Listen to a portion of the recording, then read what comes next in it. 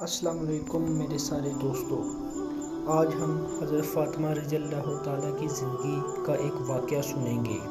روایات میں آتا ہے کہ ایک مرتبہ کسی شادی کی تقریب میں شرکت کے لیے ام المومنین حضرت ختیجہ حضرت فاطمہ رضی اللہ تعالیٰ کو لے کر اس شادی کی تقریب میں چلی گئیں، جہاں دیگر بچیوں کو شوق و قیمتی لباس پہنے دے کر جب ام المومنین حضرت ختیجہ رضی اللہ تعالیٰ نے اپنی سادہ بیٹی کو دیکھا تو اداس ہو گئی، لیکن حضرت فاطمہ رضی اللہ تعالیٰ نے اپنی والدہ سے کہا کہ وہ ہرگز پریشان نہ ہوں، کیونکہ میں نے اپنے والد صاحب سے سنا ہے کہ مسلمان لڑکیوں کا بہترین لباس تقویٰ اور ان کی شرم و حیا ہے۔